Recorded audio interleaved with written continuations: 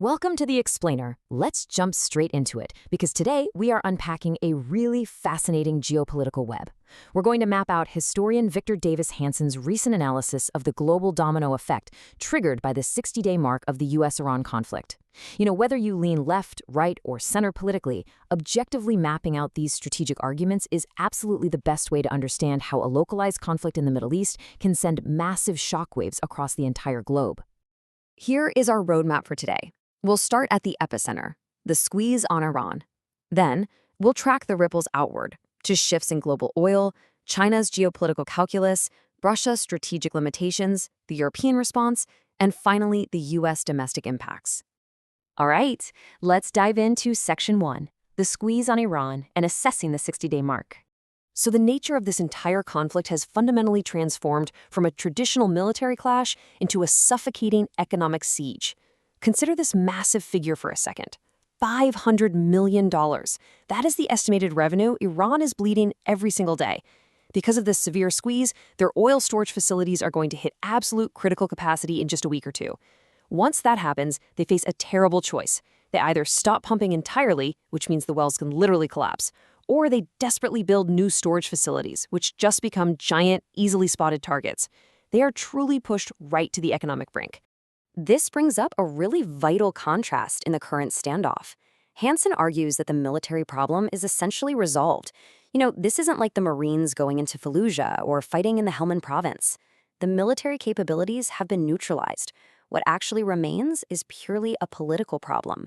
How much political risk and cost does the U.S. want to absorb to demand an unconditional surrender or a regime change?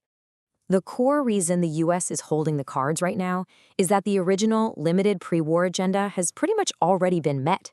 We're talking about neutralizing nuclear proliferation, severely degrading those drone and missile capabilities, cutting off the vital subsidies to terrorist proxies, and halting attacks on Americans. So the primary objectives largely checked off the list. Which brings us to Section 2, shifts in global oil and the OPEC breakup.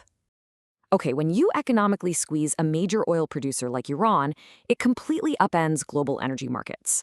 Currently, OPEC relies heavily on artificial scarcity. Members cap their production at around 70 to 80% of what they could actually pump, just to keep prices artificially high. Meanwhile, non-cartel nations, the ones operating outside those limits, like the US, Russia, and soon Venezuela, are out there pumping at absolute maximum capacity.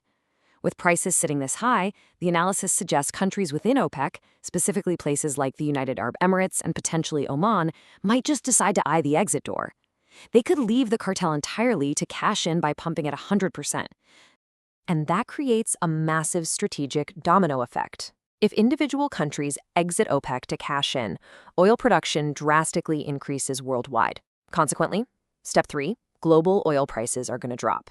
And Step 4 is the real geopolitical kicker here. If the world is suddenly flooded with cheap oil from diverse sources, the Straits of Hormuz, that vital choke point Iran has historically used as major leverage, suddenly loses its strategic value. Just like that, Iran's geographical trump card disappears. So how does all this affect rival superpowers? Let's look at Section 3, China's geopolitical calculus and the Taiwan deterrent. Make no mistake, Beijing is watching this conflict very, very closely, and it is radically altering their own strategic cost-benefit analysis. Suddenly, the idea of crossing 110 miles of open sea to Taiwan looks a whole lot more daunting. Watching the U.S. and its allies completely flood the zone with advanced drones, missiles, submarine tech, and sophisticated air defenses, well, it has turned the prospect of an amphibious invasion into an absolute logistical nightmare for Beijing. Furthermore, China is actually losing some major global footholds. Without an economically viable Iran, China can no longer buy heavily discounted sanctioned oil. And more importantly, a broke Iran means an abrupt end to the estimated $50 million a month that was fueling proxy terrorist groups like Hamas, Hezbollah, and the Houthis. China had kind of relied on these proxies to cause havoc for the West. With those funds drying up, it's leaving China holding the bag on a 50-year strategic investment that is rapidly evaporating. Moving on to Section 4, Russia's strategic limitations and the Ukraine DMZ. Now, you might be wondering, how does the Middle East affect Eastern Europe? Well, Russia is currently enjoying a bit of a short-term illusion, a temporary financial blip of high revenue simply because current oil prices are elevated due to the conflict. However, there is a massive long-term threat looming. If OPEC fragments and the US and others maximize production, as we just discussed, oil prices are going to experience a devastating crash. And when that happens, Russia's war economy is going to be severely crippled. Combine that looming economic crash with some truly overwhelming geopolitical pressures. With an estimated 1.5 million soldiers lost, rapidly depleting financial resources, the loss of their Assad regime foothold in the Middle East, and sheer intimidation at the proficiency of US and NATO air power, the constraints are really mounting. These factors predict that Russia will actually be forced to freeze the Ukrainian battlefield along current lines, effectively creating a demilitarized zone or DMZ, simply because they lack the strategic options to push forward. Shifting gears outward again, Section 5, Assessing the European Response and Friction with Allies. The analysis absolutely does not mince words regarding NATO allies during this period. Hanson explicitly states, they pander to their Islamic constituencies, their left-wing constituencies. Europe came off really badly. The argument presented here is that instead of quietly supporting an ally, European leaders prioritized their own domestic political optics and allowed envy to sort of dictate their military cooperation. And it's the specific operational denials that really fuel this critique heavily. Allies threw up immense logistical roadblocks. Bombers weren't permitted in Sicily. Planes were banned from Spanish and French airspace. And the strategic base at Diego Garcia was restricted to strictly defensive use only. This frustrating lack of cooperation is exactly why, according to the source, the U.S. had to keep its operations highly secretive, just to prevent leaks from within its own alliance. This friction leads to a very dangerous core. Warning: the risk of a U.S. withdrawal. This is a highly precarious game. If Europe continues to block U.S. efforts while simultaneously expecting American help for their own freelance military operations, like past interventions in Libya or Kosovo, the U.S. might just decide to throw its hands up.